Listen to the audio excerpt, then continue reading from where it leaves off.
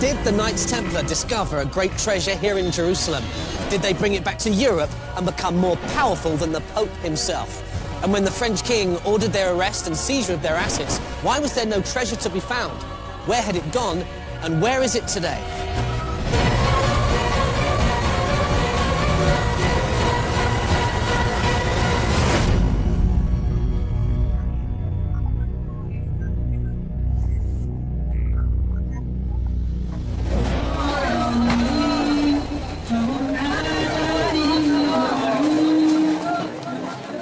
Thousands of years now, Jerusalem has been a city of power, of majesty and turmoil, a frenetic melting pot, if you will, of religions and beliefs that continue to this very day. When the man they called the Messiah walked these streets, the heart of the city was the Temple of Jerusalem, housing the great treasures of Solomon and perhaps even the Ark of the Covenant itself.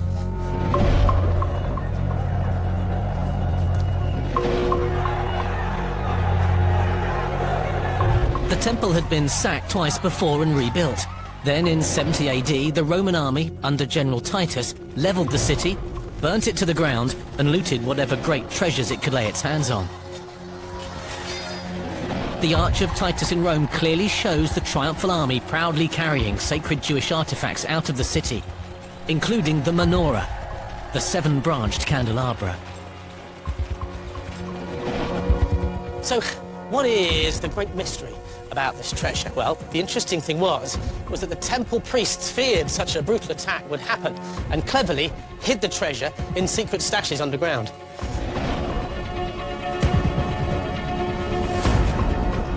We know this because on the Copper Scroll, which was part of the Dead Sea Scrolls found in Qumran in the 1950s, the priests had detailed exactly what they'd buried and where. Now, fast forward about 1,000 years to 1119, and a group of French noblemen arrive here in Jerusalem on a secret mission. Today, we know them as the Knights Templar. Many believe they came here to find that hidden treasure.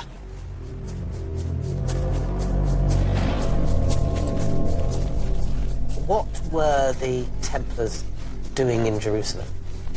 The Knights Templars originally were tasked with protecting pilgrims, but what they actually do when they get there, and it's recorded, is they spend the first, I think, 8 years excavating Solomon's Mount and the stables that were built under the temple. So they spend a lot of time digging. So what you're suggesting, Rob, then, was that they were tasked with protecting the pilgrims, but you're suggesting that maybe that's not exactly what they were doing. They seem to have had an ulterior motive. Do you think they were looking for this treasure? I think they were more interested in knowledge and information rather than cash and money. Although, of course, if they're looking for the Ark of the Covenant, which as a military order is something you really want because of its power to defeat an army's enemies, you can see there's a motivation there, but there's no specific evidence that they're after. One of the things they may have been looking for was the semi-legendary Lance of Longinus, the weapon which, if you held it, would make you conqueror of all your enemies. It was said, in its Christianized form, to have been the spear which the centurion used to pierce the side of Christ at the crucifixion. It was something with an enormous intrinsic value, and they dug and hunted and looked for it.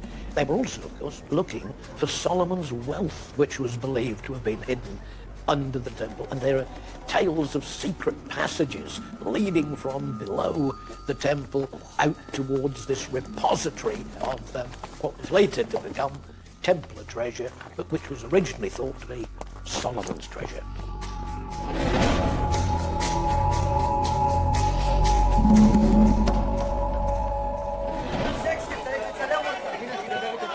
But the big question is, did the Templars find it? I'd agreed to meet with an Israeli archaeologist who has spent years excavating beneath Jerusalem looking for the temple treasures. Dr. Shimon Gibson thinks it's a possibility that the high priests did bury their most sacred items, which the Templars then came searching for over 1,000 years later. I would think it's quite logical that if you know that the Babylonians are hammering at the doors of the city, the gates of the city, they want to come in and they want to pillage and rape and destroy, that you're going to hide it away somewhere. And that means that one has to think about subterranean spaces beneath Jerusalem. This is where you hid things. If you had an enormous amount of money, if you had some treasure, you would find some subterranean space and you would hide it there. Is it conceivable that there might well be treasure literally beneath us now as we speak? Everything's possible in Jerusalem, I tell you. Whenever they excavate in different parts of Jerusalem, something is found. A couple of years ago, a colleague of mine was excavating near the Temple Mount and came across a hoard of gold coins from the year 613. And it was exciting. And I could see in her eyes, you know, how excited she was. You know, yes, she's a scientist and she's doing her archaeological work and everything should be of interest, but you could see the glint in her eye, you know, when she was describing to me the discovery of these beautiful gold coins from the year 613. If the Templars did find significant treasures here in Jerusalem, what happened? Big if. If, yes, absolutely. If they did, we certainly know they became very wealthy. What then happened to the treasure? I don't know. I mean, it's a big leap from Jerusalem to, you know, the Templar activities back in Europe. All I can say is that they did become wealthy. They were in charge of the Temple Mount when they were in Jerusalem, and I would suppose that if they were going to be rebuilding and bringing the Temple Mount back to its former glory from their perspective by re-erecting the Temple of Solomon, that they would also have sought after any hidden treasures there. So, it's possible that the Templars went to Jerusalem on a specific mission to actually find this buried treasure. But did they succeed? What we do know is that when they left Jerusalem and came back to Europe, the order was extraordinarily wealthy and powerful. Whatever they'd found in Jerusalem made them, as one commentator from the time said, more powerful than the Pope. An enviable but also dangerous position to be in. They went back to Europe and just increased in power, increased in numbers, and became incredibly powerful and incredibly arrogant and incredibly rich. Could it be that the Knights Templars discovered a treasure map? Could it be that simple? And we know that one existed. It was called the Copper Scroll. It's part of the Dead Sea Scrolls, and it listed all the gold and silver they didn't want to lose by looters, so they hid it in crevices and caves, apparently around Jerusalem. If that is what they discovered, then that is the best explanation as to how this order came into its wealth. Because they were knights and armoured, they were very good for looking after people's money. And they could lend money. And that's what ultimately got them into trouble, was the King of France, Philip, owed them a lot of money and was broke, and he saw them as an opportunity to seize their wealth. They were basically the biggest institution in medieval Europe after the church itself. They were just everywhere. You would find Templar properties. They were just, you know, absolutely ubiquitous in the society. Very, very powerful for 200 years. And then they had this sort of sudden and dramatic downfall. As the Knights Templar grew in both power and wealth, so did the opposition against them, including the French king, who was desperate to try and get his hands on whatever treasures they'd brought back from Jerusalem. In the end, King Philip IV of France made a preemptive strike, sending out orders for the arrest of all Templars and the seizure of their treasures and assets. The day would be remembered in infamy. Friday the 13th, 1307. So you can see them now in all the Templar commanderies. Philip le Bel, Philip IV, had given orders that the Templar commanderies have got to be attacked simultaneously. See, Philip is no fool. He's no hero, but he's no fool. He knows that if he fails to get the Templars, by thunder, they'll get him. They are not men to mess with. If you are going to strike a blow against the Templars, then you either strike a fatal blow or you prepare to die as soon as they've got up again.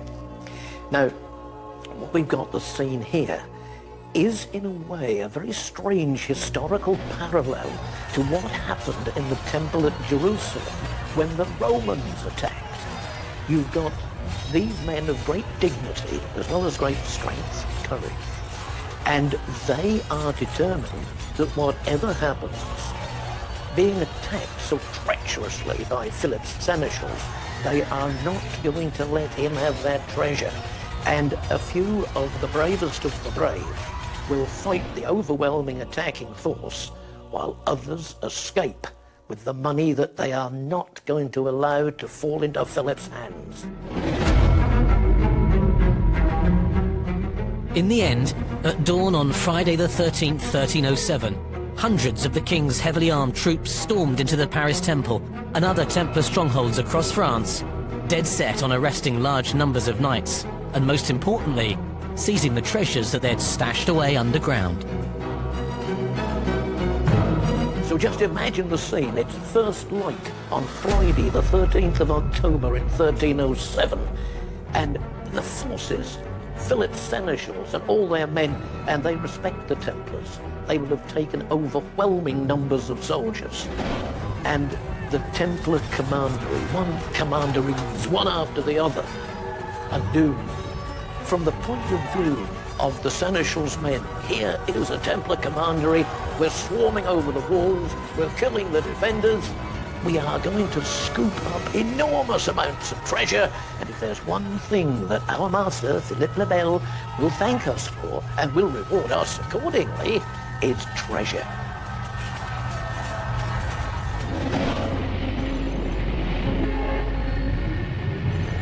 According to reports from the time, a huge force of the king's men swarmed into the Paris Temple to be met by a small but fierce Templar resistance. The battle for control lasted several hours before the Templars were overcome and arrested, and the French troops finally reached the underground vault.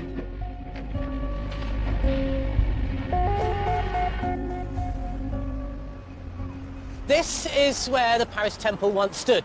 It's a metro station now, but when the king's forces stormed the fortress, the vaults were empty. Clearly they'd been tipped off and the treasure had been moved somewhere else. The question is, where did it go?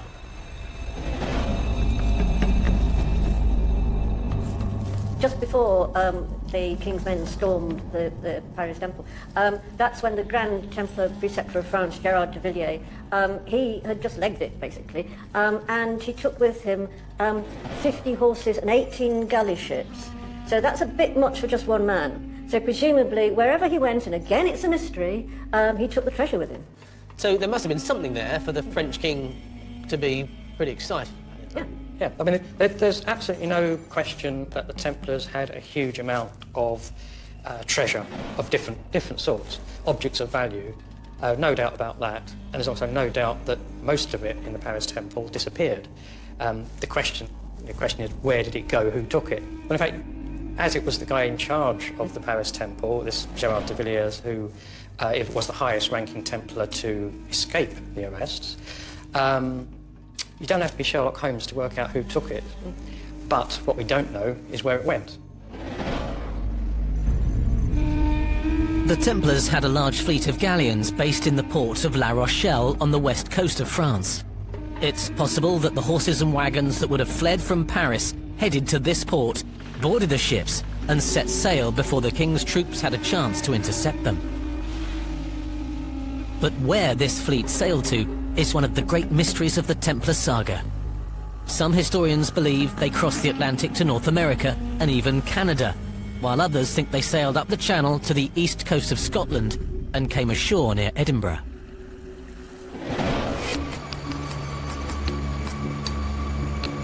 Historian and author Andrew Sinclair, a descendant of the St Clair bloodline, believes he has hard evidence that proves the treasure was taken to Rosslyn Chapel near Edinburgh in Scotland.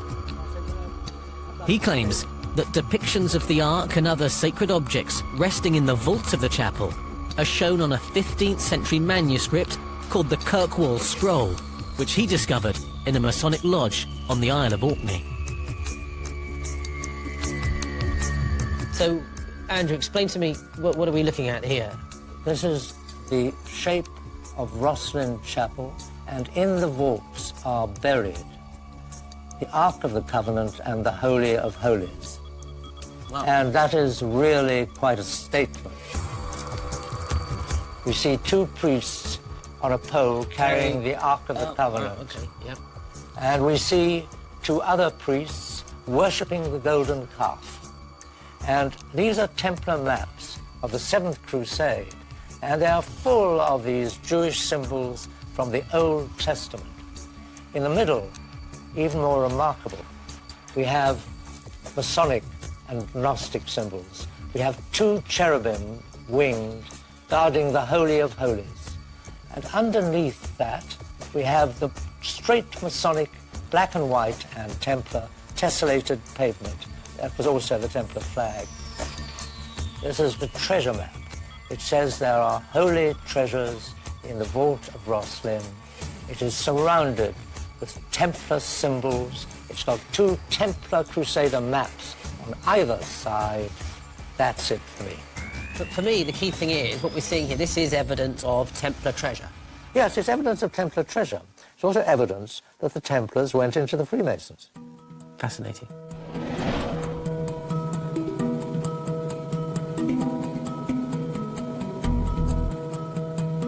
So does Roslin Chapel in Scotland really hold the key to this treasure? We know that it was built in 1446 by Sir William Sinclair, whose family had strong connections to the Templar Order, and it's said that it was built to house these relics which were brought back from the Holy Land. The chapel is famous for its enigmatic stone carvings, and then when you add the fact that the floor plan is said to have been modelled on the Temple of Solomon in Jerusalem, well, then you have the basis for a very intriguing mystery.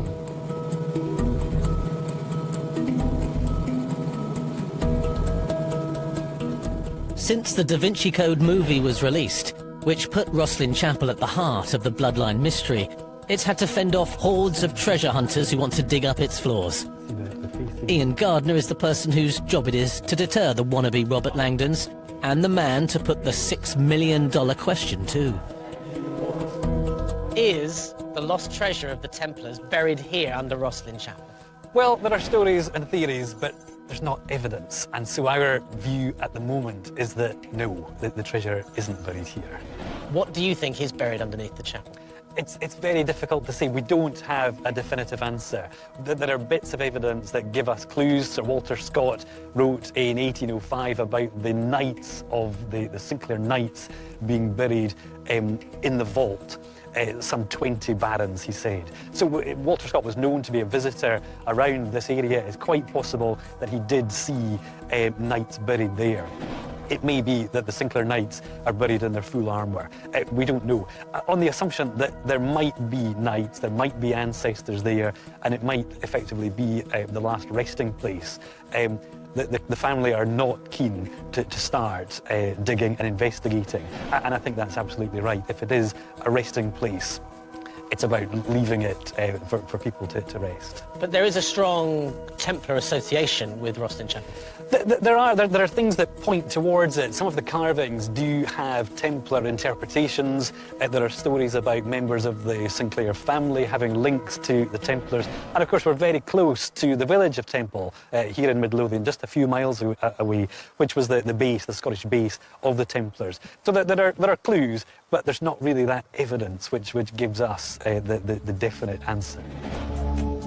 Many believe that the stone carvings inside the chapel are its real treasure and its greatest secret. One of the local guides, Anne McNeil, agreed to show me around. Now, Jamie, just round here, this is the famous part of Roslin Chapel, is the apprentice pillar. This is what everybody comes to see, the famous Roslin legend, this pillar right here, with the spiral effect. And what about the carvings here? What have we got? What are these dragons? Or At the bottom, it's meant to be the 7 dragons. Is this a representation of, or in honour of the St. Clair's family roots coming from Scandinavia? And the Orkney sagas, etc. So it's depicting a little bit of the family in it. The spiral effect, some people, again, they could maybe try and bring in Freemasonry Templar here. It's the spiral staircase, which you can often see sometimes in their charts and the various degrees. They're learning to be a good Freemason or a good person by ascending the staircase. So that's an interpretation. And some people believe that there is actually something inside the column, is that right? Yes, again, the other famous story, mostly coming from Freemasonry here. They will tell you the chapel was a replica of the original Solomon's Temple in Jerusalem, and that was where we got stories of Knights Templar, treasure, Holy Grail. And the chief architect of Solomon's Temple was a grand named Hiram Abif. Now, he himself, he was murdered by stonemasons or fellow craft stonemasons because it's claimed he wouldn't divulge to the three of them secrets of stonemasonry. The best part, and they usually whisper this bit, they'll say to you, the apprentice pillar here is not. It's actually the master mason's pillar, Hiram Abif. It's hollow. They think the Holy Grail is hidden in the middle, and perhaps we're standing on all the treasure. So hang on. There's a lot. Well, so what you're saying is that there are the stories that this is where the treasure is buried, under this pillar. One of the Templar legend. And the Grail is inside the pillar? That's what can be claimed, yes. Is there any way, is it hollow, do we know? We've had the chapel's been scanned in heat imagery, and the pillars are solid stone. So no Grail in here? No. Do you think there's a chance that the treasure could be underneath Roslin Chapel? Roslin Chapel is a very mysterious and interesting place, and it's certainly, when you study its interior and the carvings that are there, it seems to have the hallmark of Templar mystery, that they were undoubtedly closely associated with it. They had loyal supporters there in the form of the Sinclair family, among others. And it seems to me highly probable that they would have felt it was safe to leave some, at least, of the treasure there. What is buried under Roslin Chapel is a hotly contested subject. I submit to you, there is no mystery. By this point, what is down there is well inventoried. So the fact that we haven't heard of what is down there tells me one of two things. Either it's heretical, so it's so controversial that it shouldn't and couldn't come to light, or it's an artifact that shouldn't be in the physical possession of Scotland, such as the menorah. That would have to be returned in a heartbeat.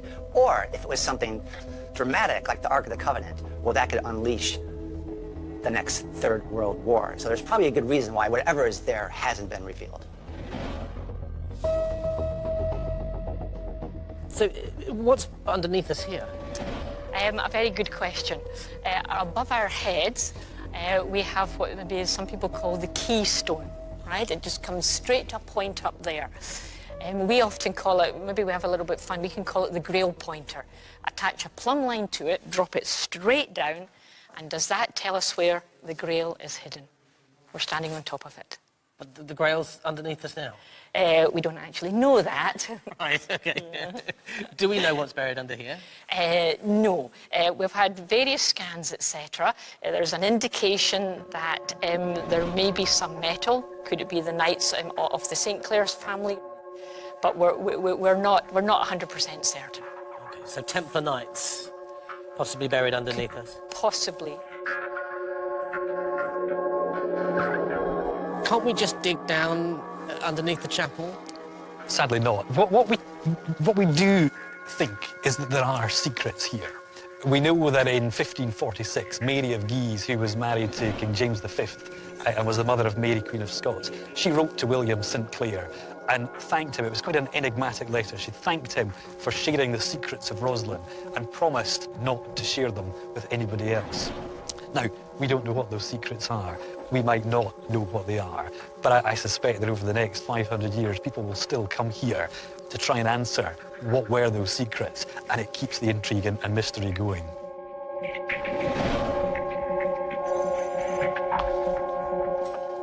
So what does lie beneath this enigmatic chapel? Well, back in the 1990s, armed with his 15th century treasure map, Andrew Sinclair carried out a ground scan and excavation beneath the floors of Roslin, and although the results were mixed, it did show that there's a much deeper vault under the church than previously thought. We had 2 nights, and we took a ground scan from people who discovered oil of it, and they seemed to show there are vaults underneath, we know that. And they seemed to show that the vaults were connected, but there was one side vault I knew of. And we dug down the side, and there were steps going down apparently into the vault. There were 3 coffins in there, and a medieval wooden bowl, which I came up later and called the Grail. Well, who knows what the Grail looked like? Could have been a wooden platter. But there was a side wall, and I couldn't get through. And later we put down something called an endoscope, and we drilled right through the middle, and we put down this camera into the vaults. But the dirt all fell in, and that was the end of the endoscope. So I never got through. It won't be done again. And there we are. I'm pretty well certain that some Templar treasures and records are down there, and probably the Holy Rood. When Rosslyn featured in the Da Vinci Code movie, it really put this remote little chapel on the tourist map. Unfortunately for the guides, it also means that tens of thousands of visitors now come every year looking for the secret archives of the Priory of Sion and the tomb of Mary Magdalene. What impact has the Da Vinci Code film had on Rosslyn? It opened the chapel up to the wide world. Our visitor numbers, the year 2006, we went from 30,000 visitors a year to 176,000. Wow. That's a dramatic increase. I remember this bit from this was in the film, wasn't it? Did they Very much so. Tom Hanks stops at the top of the stairs and he looks straight ahead at the final clue, which was a 6-pointed star. We didn't have one. Right. So Hollywood made one in wood, and they stuck it on the wall. That's what it was. That's it. Okay. We don't know about this. Hollywood leave, they pull it off the wall, and they left us with the circle, which is now known. We've given it a name, and we call it the Hollywood Circle. When I was in Jerusalem, I spoke to a lot of people who believed that the Templars did remove treasure from Jerusalem. Do you think that was the case? Well, what I love about this place is that you can listen to theories, you can listen to views. It's very hard to prove them or disprove them, and I think that's one of the lines that's actually hard to prove. It's very hard to know if there was a connection, but there are legends and stories which keep the debate going, and I think that's actually the most important bit. As long as you don't know what's under there, you can keep the mystery going. But as soon as you find the vaults and go down there, you're either going to find there's nothing there, or it's just the tombs, as it's supposed to be. It's the burial vaults. There's more, if you like, more of an industry in not opening the vaults, because once you've opened it, you know what's there. What you're saying, Clive, is good for business. Yes.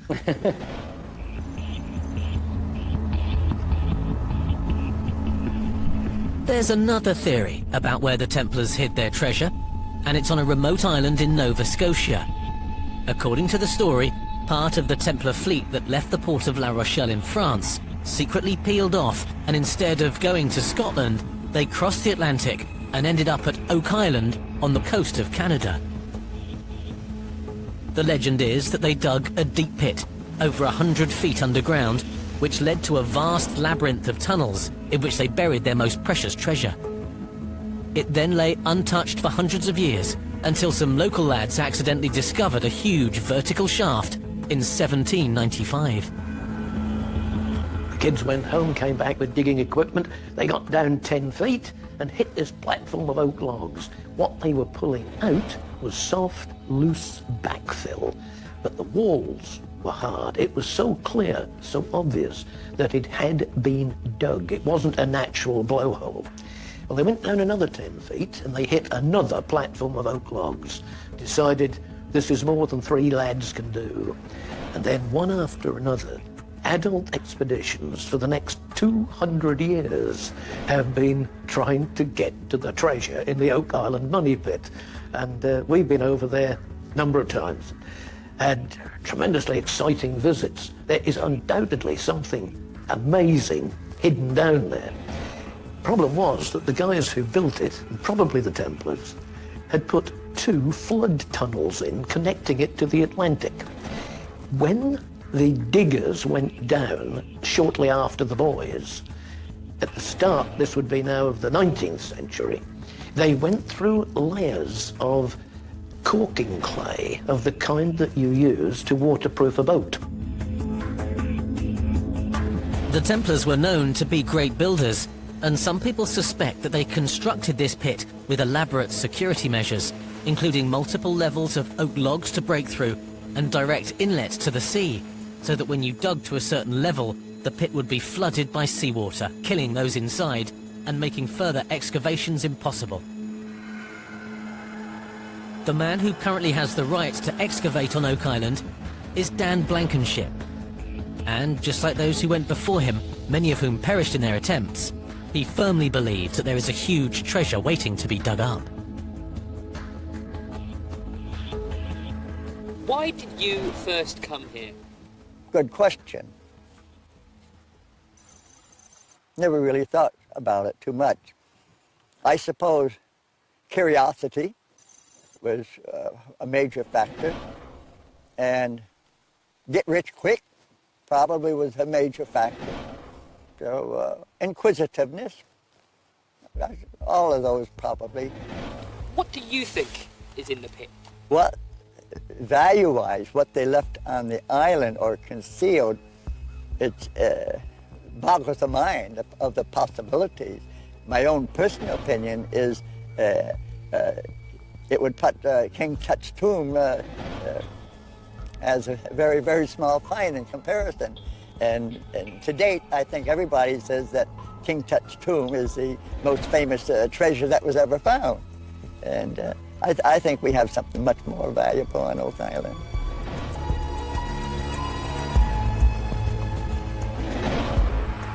The Reverend Lionel Fanthorpe has spent over 2 decades investigating the Oak Island mystery and believes that Blankenship and all the other excavators might well be onto something. What really set the Oak Island mystery alight was the discovery in the shaft of a carved stone, an engraved stone, very curious letters, which were finally deciphered as meaning 40 feet below, millions of pounds are buried. And once it became known that there was a vast treasure there, according to the engraved stone, then one expedition after another set out to beat the floodwater. The legend is that 7 men must die and the last oak tree must fall before the spirit of the island will give up its treasure. And 6 men are dead, and the oak trees have been long gone.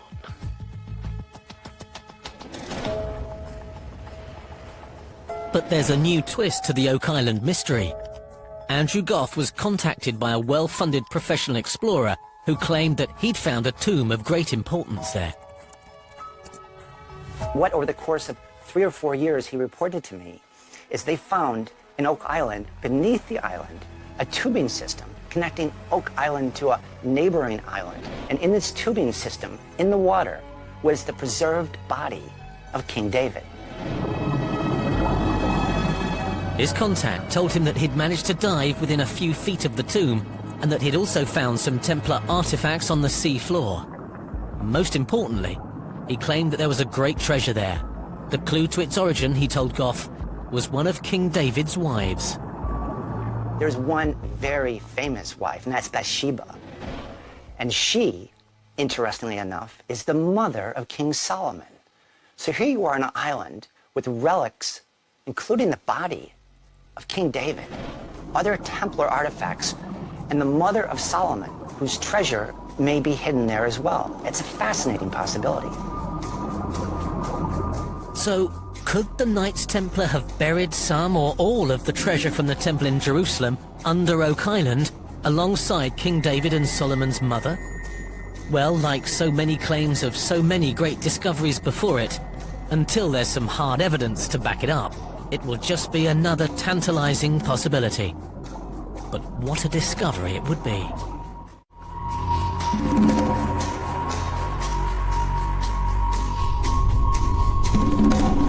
There is one final piece of this intriguing treasure quest, and it's in a small man-made cavern under the high street of the market town of Royston in Hertfordshire. Inside are a series of limestone carvings depicting Jesus and the crucifixion, which some people think were made by the Knights Templar after they left the Holy Land. Intriguingly, the cave has an octagonal floor which mirrors the Church of the Holy Sepulchre in Jerusalem. So did they, as some think, actually bring their treasure not to Nova Scotia or Scotland, but here to England? Local historian Sylvia Beeman agreed to show me around. So, how old do we think the cave is? Well, it could be as early as Neolithic, but I think most of the carvings happened in the 12th and 13th century, which my particular theory, and I have to say it is a theory, that it was associated with the Knights Templar. The reason being, Baldock, which is 9 miles away, is a Templar-created market town. And it is recorded that from 1199 until 1254, these Baldock Templars came to Royston for the purpose of marketing, and the market was straddled around the crossroads, very important crossroads across England. The first indication that this cave might be associated with the Templars is if you look here, you can see a cross with a figure on it, on the left here, yes, and look at the arms of the cross, they are pate, and the pate cross was used by the Templars. And on the right, you can see a symbol. Now that is likely to be Il Mappamondo. That means from the highest heaven to the centre of the earth, and that is seen in manuscripts. Following on, we see this group here, which most of us think is an army, and beneath the army you can see there is a shield upside down. This one here? Yes, a shield upside down indicates that the people for whom it's representing are dead. And this is the area where I think the Knights Templar had to say 40 obits, their prayers, and they were said regularly every day to their dead brethren who were in, or had been in, Jerusalem. The small limestone cave is said to date back to the 13th century and is literally covered in Crusader and Templar images, including Jacques de Molay, the Templar Grand Master who was burnt to death in Paris. There's also a depiction of what could be Jesus, Mary Magdalene, and controversially a small child.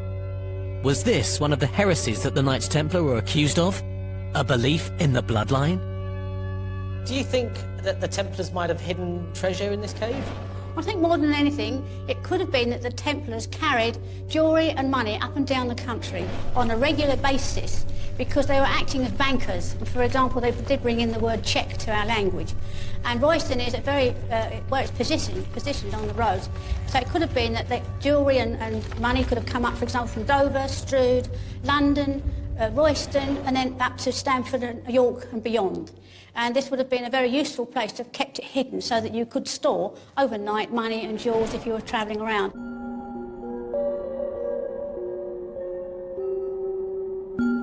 If these carvings were done by the Knights Templar, as Sylvia thinks, then it's possible that this small cave with the octagonal floor was used by them for meetings, rituals, and possibly even for the safekeeping of important treasures, maybe even some of the sacred relics from Jerusalem. Whatever the truth, Royston Cave, hidden away beneath the High Street, is a truly fascinating piece of English history.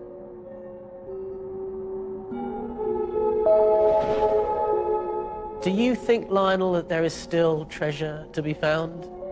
Roslyn, I think, is a very likely hiding place with the Sinclairs having knowledge of what they've got. And Oak Island, I would say, is the strongest suspect of them all. I think because it looks so much like the handiwork of an organised force of Templars who, as they dug those flood tunnels, were almost rubbing their hands and saying, I do hope some of Philip's men come and have a look. I don't believe there are many, if any, elements of the Templar treasure that are missing.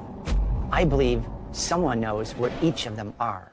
Sure, some of them may have been melted down, but I think most of them are preserved with what amounts to the Templars' own copper scroll. Someone is looking after these relics somewhere today. Until the treasure is found under Roslyn Chapel or on Oak Island or in Royston Caves, the mystery of where the Templars exactly hid their loot will continue to confound those who search for it.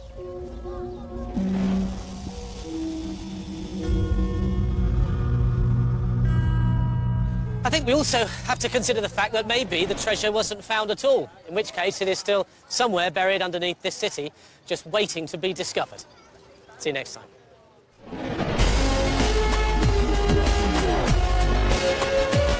More Forbidden History next Friday. New and exclusive. Jamie Theakston's back for another adrenaline-filled hour at 9.